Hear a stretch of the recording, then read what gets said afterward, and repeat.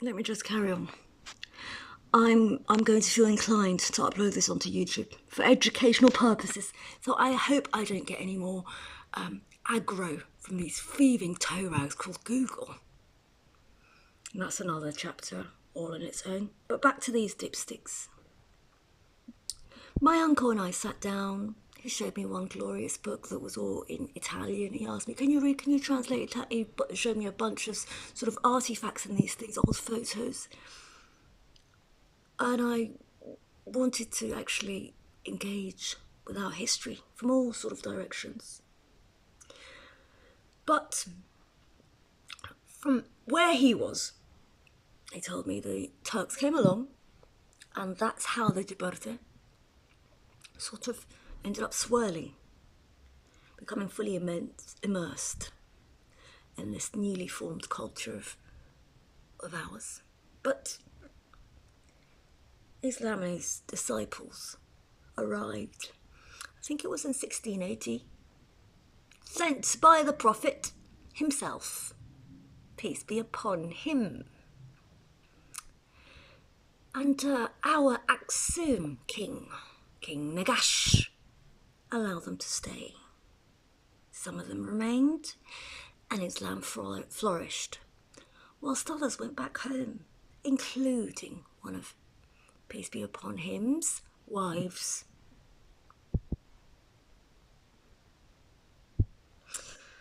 And so, fast forward now to the 10th century, the 11th century, sorry. The 11th to the 14th century, fast forward to that.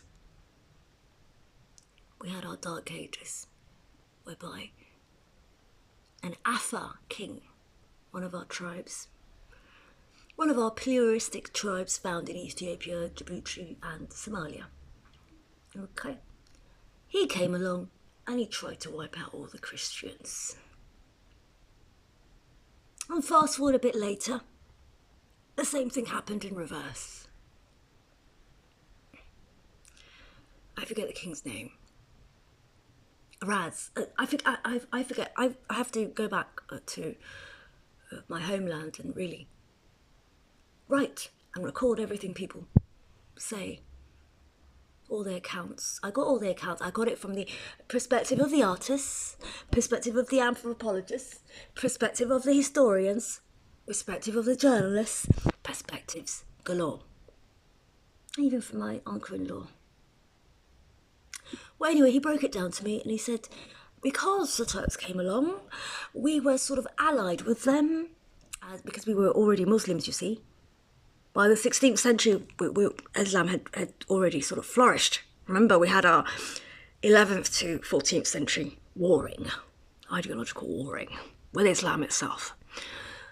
And so he told me, my DNA actually contains Turkish blood. And I said to him, that's interesting, because mine doesn't. Mine contains, blood that's more sort of Middle Eastern, but yours is more Turkic, you say? He said, yes. Then he told me about his sister. Told me she's pale as heck. I said to him, yeah, we have plenty of those. Yeah, usually when they're that pale, they're all mixed up. But we're all mixed up, you see? Some of us more mixed up with Middle Eastern blood. Some of us mixed up with more Turkic blood. Some of us mixed up with more Italian blood. My grandfather from a side that I won't claim, but his nickname was Algeria.